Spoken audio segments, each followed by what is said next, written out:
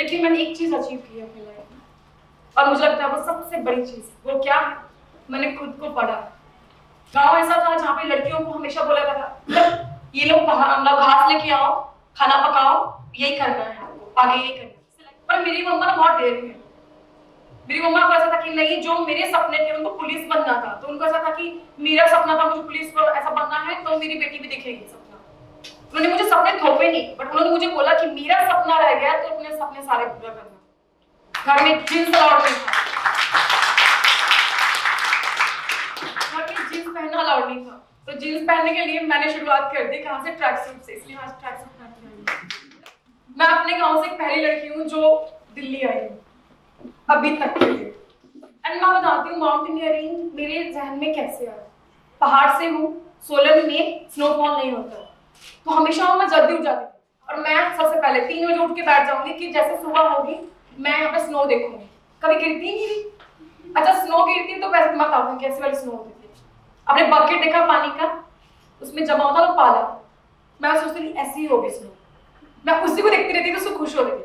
लेकिन एक दिन फिल्म देख ली कि अरे ऐसी स्नोफॉल होती है, ऐसा होता है स्नोफॉल, मतलब एक्साइटमेंट और ज्यादा बढ़ गई कि मुझे देखनी है। तो मैं शिमला जाती अपने पिताजी के साथ और उनको बोलती कि मुझे देखना है स्नोफॉल कैसा होता है, मुझे महसूस करना है। लेकिन नहीं मिला, 12th पास हो गया, सब कुछ हो गया। एडवेंचर ना एकदम से नहीं आता आपके पास। आप जॉब के लिए जाते हो तो पहले आप प्रिपेयर होकर जाते हो, ओके मुझे ये डॉक्टर बनना है तो मुझे ये करना पड़ेगा, ये करना पड़ेगा, ये करना पड़ेगा, तब जाकर आपको इंटरव्यूज मतलब देने पड़ते हैं, तब जाकर चूज किया जाता है, शॉर्ट लिस्ट किया जाता है। सेम मुझे भी शॉर्ट लिस्ट किया गया, पर किसने आपको चूज किया गया? आपके जो एचआर थे, जो आपके वहां पे जो भी बैठे हुए थे, सीईओ जो भी थे, उन्होंने मुझे चूज किया माउंटेन्स से। बैकग्राउंड तो यही था जो आपको बताया। उसके बाद कॉलेज स्टार्ट किया, साथ में पार्ट टाइम जॉब थी, घरों में जाकर झाड़ू पोछा बर्तन तक की अपनी स्टडी की। एंड देन एनसीसी में एंटर हो गई। एनसीसी में जैसे एंटर हुई मेरा सपना पूरा होने भी लगा, क्योंकि अब मेरे ड्रीम क्या थे? कोई माउंटेनियरिंग अभी नहीं आया मेरे दिमाग में, बिल्कुल भी नहीं। दिमाग में क्या है? पुलिस बनना है या आर्मी ऑफिसर बनना है, दैट्स इट। मुझे नहीं जाना कहीं और, बिल्कुल फोकस्ड एकदम। पर सडनली ना मुझे कुछ करना था अपने स्कूल में, जैसे मैं कॉलेज में भी जैसे आई थी, जैसे मैं कर रही थी और स्कूल में कर रही थी बहुत अच्छा, उस तरह से मुझे खेलना था। पर सडनली एक चांस आया कि फर्स्ट एनसीसी गर्ल्स एक्सपीडिशन 2016 में होने जाना था, और मैं हूँ, मेरा वेट है कम से कम 42।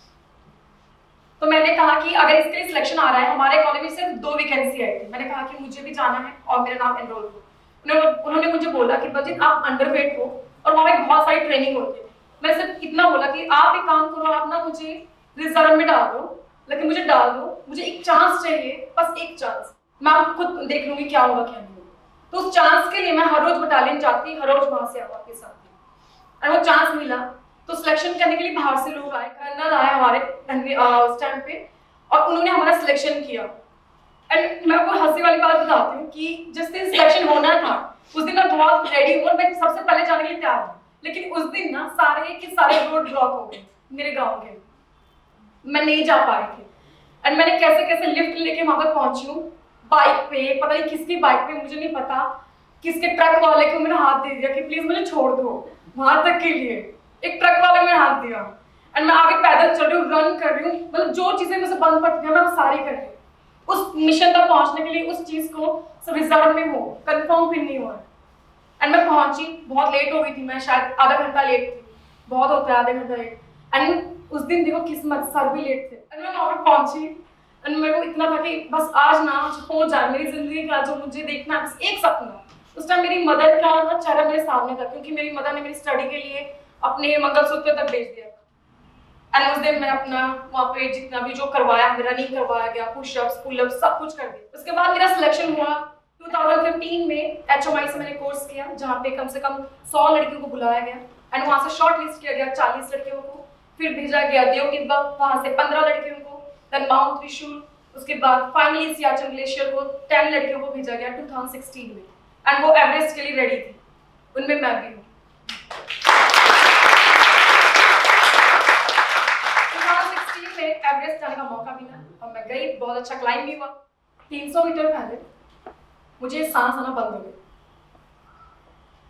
और मैं बहुत धीरे हो गई, बहुत स्लो हो गई, मेरे शेरपा थे मेरे साथ, हाई एटीट्यूड गाइड। वो आए, उन्होंने मुझे पूछा कि आपको क्या हुआ, आप तो सही चल रही थी पीछे। मैंने बस इतना कहा कि हालत नहीं है बोलने की ना, तो मैंने इतना बोला कि मुझे नहीं पता, क्योंकि 72 आवर्स हो चुके थे ऑलरेडी, बिना खाए पिए और अच्छे से सोए हम चल ही रहे थे। शेफा ने बोला कि आप एक बार इधर उनको ऑक्सीजन देख लो, क्या फिक्स है कि नहीं। उन्होंने सब कुछ देखा, रेगुलेटर देखा, सब कुछ देखा, लेकिन सब कुछ ठीक था। जैसे उन्होंने मास्क लिया तो उन्होंने बोला, अरे बहन जी आपको तो वो ऑक्सीजन ही नहीं आ रहा है। तो मैंने बोला ओके ठीक है, आप चेक करो। फिर इतना ही बोलना था। उसने जैसे ही ऑक्सीजन मास्क निकाला, मैं लेफ्ट साइड गिर गई। मैं जैसे लेफ्ट साइड गिरी तो वो, मैंने सिर्फ एक बार आंख खोला तो मैंने देखा कि वो गर्म पानी का थर्मस निकाल रहा है एंड उसने उसमें डाल दिया पूरे मास्क में। जैसे वो डाला पूरा फ्रीज हो गया, मेरी आंखें बंद हो गई और मुझे नींद आ रही बहुत अच्छी। मुझे ऐसा लग रहा है मैं घर पहुंच गई, एकदम अच्छा सा मतलब माहौल एकदम क्रिएट हो गया वहां पे। मुझे अच्छी नींद आ रही, बस मुझे डिस्टर्ब मत करो, बहुत दिन हो गए सोए नहीं हूं। एंड मेरे शेफा ने मुझे बोला कि मास्क ठीक नहीं हो रहा, मुझे उठाया, मैं उठी नहीं उस टाइम पे। तो देन वो फिर से कर रहा है, उन्होंने मुझे पूछा बस इतना कि एक्स्ट्रा मास्क है। सो मैंने उनको बोला कि मैंने नेपाली बोला मलाई था चाहिए, मुझे पता नहीं है। तो उन्होंने मुझे बोला ओके ठीक है, बस इतना ही करके फिर से स्टार्ट हो गए। एंड देन मैं सडनली ना, मुझे ऐसा लगा कि मेरे कान में आके कोई बोल रहा है। उस टाइम मेरे उस्ताद थे बलकार सिंह, तो पंजाबी थे, तो मेरे को ऐसा लगा कि बलजीत की हो गया था, मतलब मेरे को ऐसा सुनाई दे रहा है कान में कि कोई मुझे बोल रहा है खड़ी हो की कर रही है। मतलब मेरे को ऐसा मतलब समझ नहीं आ रहा कि क्या हो क्या रहा है, क्योंकि हमारी ट्रेनिंग आर्मी के अंडर हुई थी, तो ट्रेनिंग इतनी हार्ड थी कि हमें मालूम था सिचुएशन का। मेरे दिमाग में एकदम फिल्टर हो गया कि ये वही सिचुएशन है जहाँ पे लोग हारते हैं और गिरते हैं। मैं लड़खड़ाती हुई उठी तो मैंने देखा कि मेरा लेफ्ट का पूरा साइड एकदम सुन्न हो गया, ये मूव नहीं कर रहा है। मूव कर रही हूँ तो मेरे दर्द हो रहा है, मैं हाथ बंद नहीं कर पा रही हूँ और ये मुझे ऐसा लग रहा है ये कट जाएगा। तो मेरे दिमाग में क्या चल रहा है, मेरे माँ बाप के लिए मैं एक अकेली सहारा थी जो इतना मतलब आगे तक बढ़ गई आ गई थी, और उनको लग रहा था कि अब सपने सच होंगे, मेरे माँ बाप को मैं क्या दिखाऊंगी और कौन संभालेगा उनको। मतलब ये सारी चीजें चल रही है मेरे दिमाग में उस टाइम।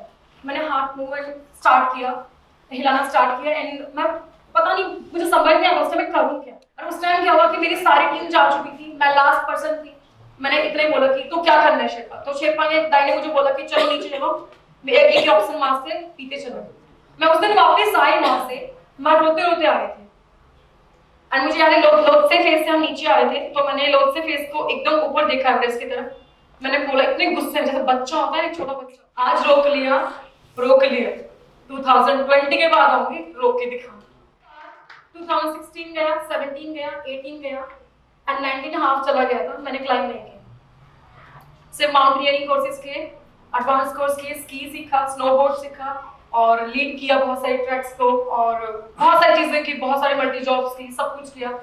बट ना वो सुकून जो होता है ना, वो नहीं मिला। उसको ढूंढते ढूंढते ना मतलब मैं पागल हो गई थी। तब मैं लोगों से कनेक्ट करने लगी कि प्लीज मुझे बताओ कि मुझे माउंटेनियरिंग स्टार्ट करनी है, मुझे बताओ मैं कैसे स्टार्ट करूं। लेकिन कोई साथ नहीं दे रहा उस टाइम, कोई भी साथ नहीं। बट एक चीज थी, पता क्या, 4 साल में ना मैंने एक चीज सीखी थी कि यहाँ पे ना बलजीत मांग के कुछ नहीं है, यहाँ पे छीनना पड़ता है। और छीनना आपसे नहीं है, उनसे नहीं है और मेरे से भी नहीं है, ये अपॉर्चुनिटी है, ये ऊपर वाले से छीनने पड़ता है। 2019 में again IMF Indian mountaineering foundation ने एवरेस्ट मैसिव लॉन्च किया एक्सपीडिशन, जिसमें 4 माउंटेन थे, एवरेस्ट, लोटसे और नुप्से एंड कुमोरी। मैं फिर से एक्साइटेड, एकदम फॉर्म फिलअप कर दिया, सब कुछ कर दिया और कह दिया कि ओके अब तो हो जाएगा, एवरेस्ट के लिए जाऊंगी मैं। बट 4 साल बाद मेरा कम बैक था माउंटेनियरिंग में, तो मुझे डर था कि शायद मैं भूल गई माउंटेनियरिंग, मैं भूल चुकी हूँ सब कुछ। एंड जैसे मैंने फॉर्म फिलअप किया, मैं एकदम आराम से बैठी थी। देन मैंने सोचा कि लास्ट टाइम मेरा सबमिट क्यों नहीं हुआ, पहाड़ मुझसे कुछ और चाहता है। वो चाहता था ये कि जिस तरह से मैं बिल्कुल निस्वार्थ तुम्हारे लिए खड़ा हूँ, जब तेंजिंग नोर्गे थे, एडमंड हिलरी थे, उसी निस्वार्थ से तुम मेरे पास आओ, मैं तुम्हें सब कुछ दूंगा जो तुम सोच में नहीं पाओगे। जब आप इस एटीट्यूड से जाते हो ना कि आपको रिकॉर्ड बनाना और रिकॉर्ड नहीं बनता, तो प्रॉब्लम पता क्या होती है, आप खुद से नफरत करने लग जाते हो और पहाड़ ये नहीं चाहते। जब तक आप भागते रहोगे टारगेट्स के पीछे, आपको कभी अचीव नहीं होने वाला। IMF से सिलेक्शन मेरा एवरेस्ट के लिए नहीं हुआ, IMF से मेरा सिलेक्शन हुआ माउंट कुमोरी के लिए। 2021 में क्लाइंब किया और उसे क्लाइंब करने वाली फर्स्ट इंडियन वुमन बनी। लेकिन इस बार मुझे खुशी पता किस बात की थी, फर्स्ट इंडियन वुमन की नहीं, माउंट पोमोरी माउंट एवरेस्ट की बेटी कहा जाता है माउंट पोमोरी को।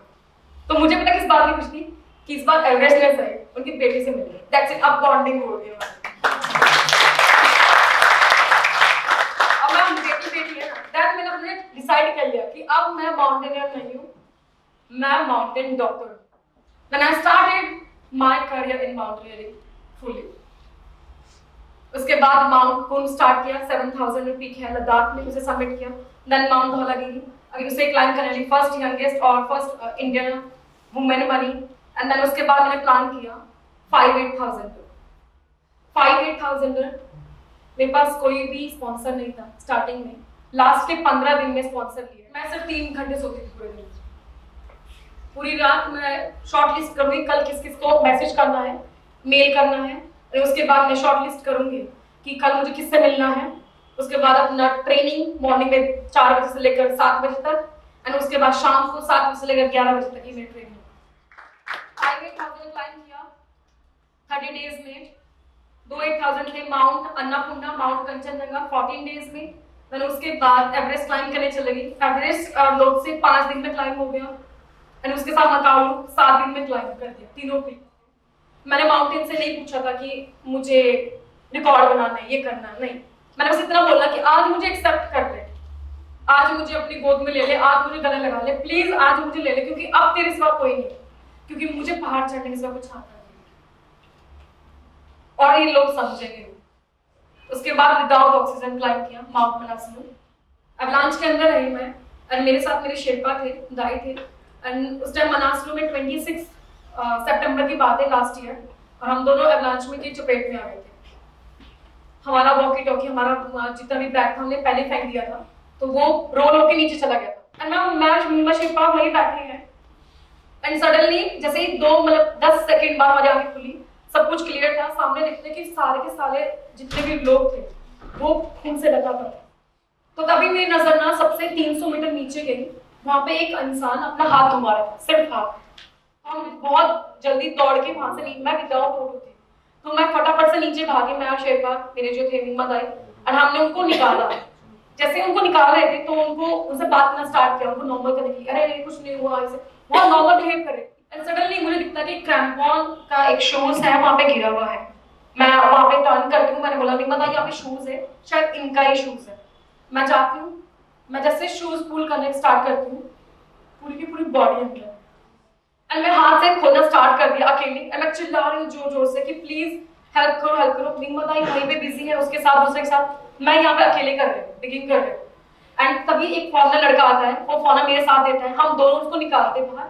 उसको सीपीआर देना नहीं आता, मुंह में मेरे को बोलता है कि do you know how to do CPR, how to give CPR. I said yes I know, क्योंकि अगेन मेरा कोर्स। मैंने उनको सीपीआर देना स्टार्ट किया, नहीं बचे। उसके बाद वापस मैं कैंप 3 आई। कैंप 3 में मैंने सोचा चलो दाई अब नहीं होगा सबमिट, हो गया विदाउट जो भी करना था मुझको हो गया, वापस चलते। मिंगमा दाई ने मुझे क्या बोला पता, इसकी डेस्टिनी यहीं पे तक थी, वो खत्म हो गया।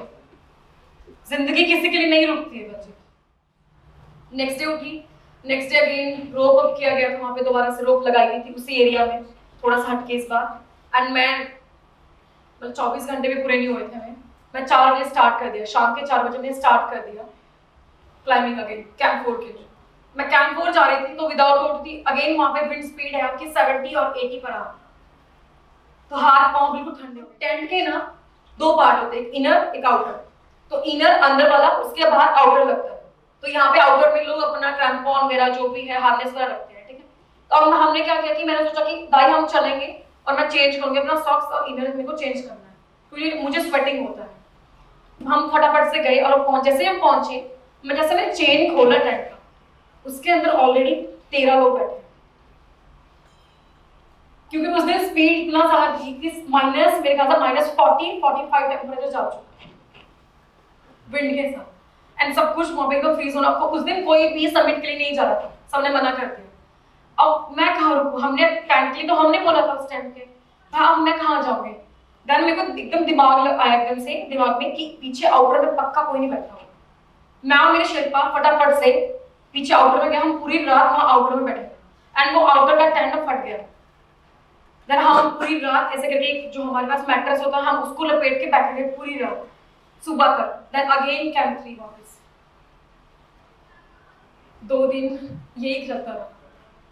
थर्ड डे अगेन तैयार हो गई कि दाई अब तो करना ही सबमिट, चलो करते हैं सबमिट। थर्ड डे फिर सबमिट किया जाके और 12 घंटे मैंने सबमिट किया। उस दिन हम कहीं नहीं रुके, सीधा हमने सबमिट किया और सीधा वापस आ। मेरे को 9 दिन हो गए थे बिना खाए पिए, क्योंकि मैं प्योर वेजिटेरियन हूँ और वहाँ पे प्योर वेजिटेरियन फूड नहीं था। 9 दिन मुझे हो चुके थे 6400 मीटर की हाइट। एंड बस मैं एक ही बात बोलना चाहूंगी, जिंदगी में ना कोई कुछ भी करे सबका सुन लेने का पर समझने का नहीं। सबका सुन लेने का लेकिन समझने का नहीं। जो तुम हो ना बस उसको समझना, जो मैं हूं मुझे मुझको समझना।